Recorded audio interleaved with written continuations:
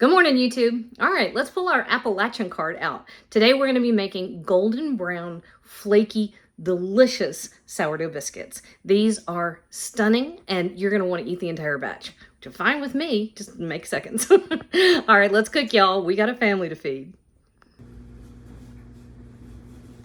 All right, so I'm trying to make biscuits, and I've got a whole kitchen full of people that are talking a lot. So I apologize. We're going to see how this goes. All right. 2 cups of all-purpose flour, and we're going to do, for this particular type of biscuit, we're using 3 types of leaveners. So we have, let me think about this for a minute because I forgot what I have. I have half a teaspoon of salt, and that's just iodized salt, but for some reason kosher salt was out, but I do like the fine salt when I'm baking. Then I have 2 teaspoons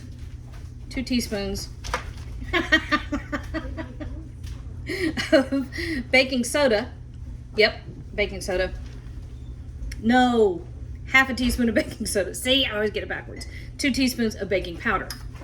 See, even when I was trying hard, I messed that up. And we are out of all utensils. Great. It's fine. Kenzie, will you grab me the rolling pin, please?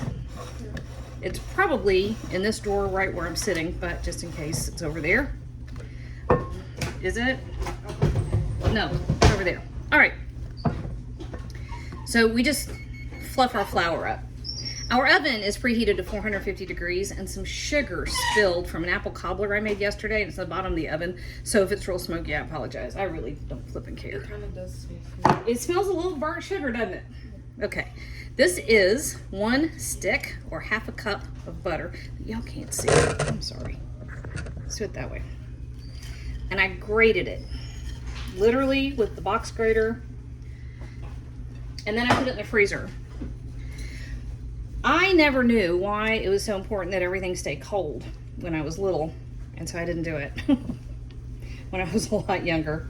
I didn't worry about it too much, but it does make a difference, and it's because you want everything as cold as possible, especially your butter, because when the heat of the oven hits that butter, it's going to turn the fat liquid.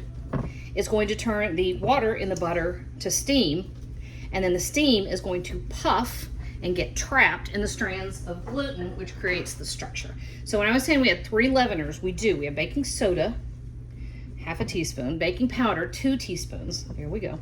Those are both leaveners. We also have a cup of sourdough starter.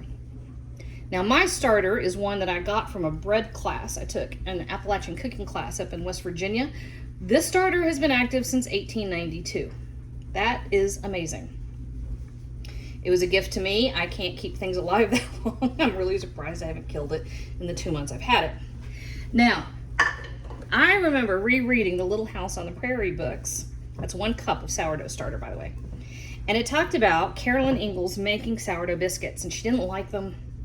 And then she talked about getting baking soda on the trains that got snowed in. Do y'all remember that little town on the prairie?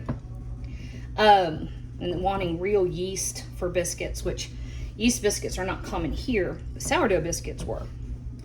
But there is active yeast in my starter. I checked it this morning. I was getting a little bubbly action, and I had measured a scant cup, and by the time I came back out, it had started to rise up and overflowed a little bit.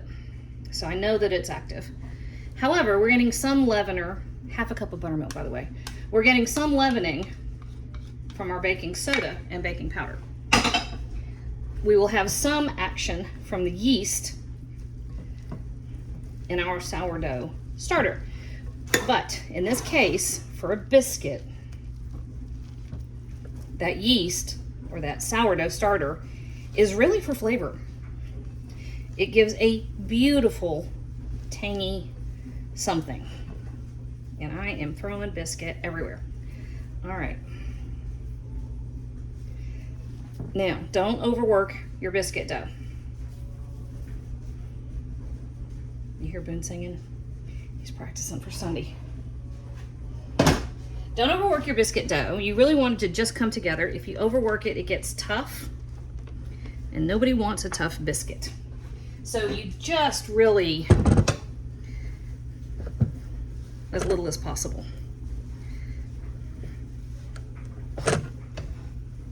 my great aunt, y'all have heard me talk about her 100,000 times. She was so amazing. But she would talk about drop biscuits because she did not like to cook. She didn't want to mess with rolling stuff out. And I get it. I am with her 100%. Sometimes it is just the biggest... Sometimes you just don't want to do it. All right, in theory, this is going to come together to the point where you can roll it and turn it. It may not. And at this point, I'm not going to go back and remeasure anything. So the point we're looking for here, you can fold it just like that. And the reason you're wanting to do that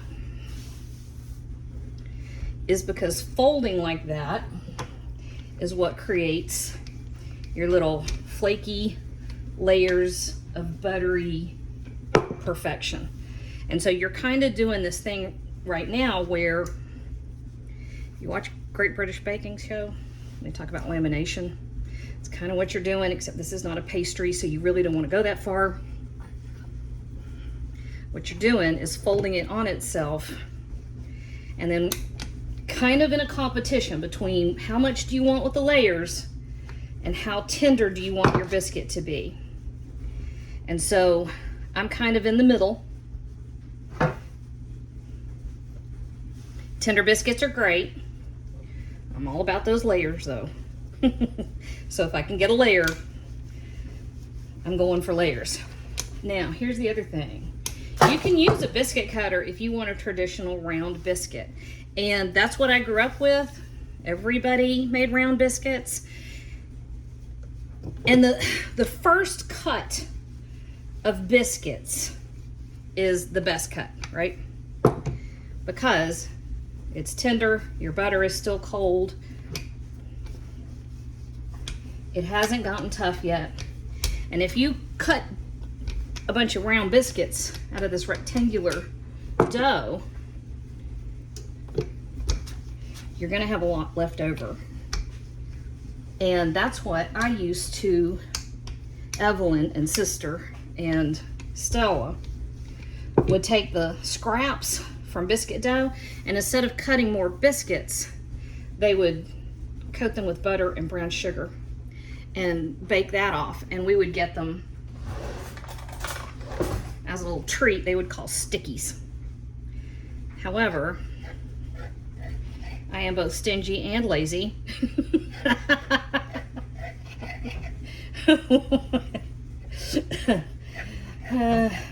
Y'all think that's not true. I'm very self-aware. Anyway, if you cut square biscuits, just like I'm doing here, y'all see that? You don't have to worry about leftovers or extra dough or whatever. And so I kind of feel like I'm not being true to the ladies that taught me to cook, but at the same time, they would have all had my back and understood. All right, so then we're just transferring right over here our little square biscuits,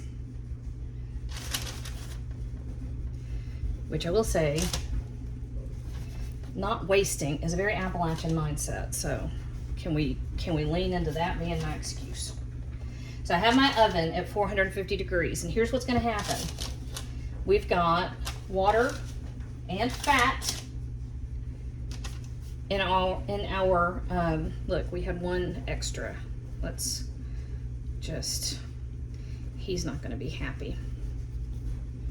And there. All right, so this is gonna hit that very hot oven, and the steam is immediately going to release, and that's what's gonna give us our rise. The fat is going to melt, which is gonna make it tender, and we have those layers, which, can you see that? That is what makes it flaky, okay? Here we go, about 17 minutes, 450 degrees, let's go. All right, Bladen's in here, so I'm gonna show you all something, because it would only be a matter of time anyway. Check this out. Those are square biscuits. I did this whole conversation about square biscuits. Look at that. Look at that. Look at that. Look at that. I'm going to hurt myself, but I want to show something. Check this out. Oh, I don't have any clean forks. Dang it. Okay. You can see layers. Gorgeous, beautiful, gold, flipping hot, buttery. Mm. Don't get demonetized. You notice I said nothing. I did. Whew. Y'all forgive me for the squares, right? Couldn't find a fork. But I do have kids singing opera. And some fresh butter. Dun, dun, dun, dun, dun, dun. I feel like I should be given a prize. No. I definitely should be given a prize. Ah, that's a biscuit.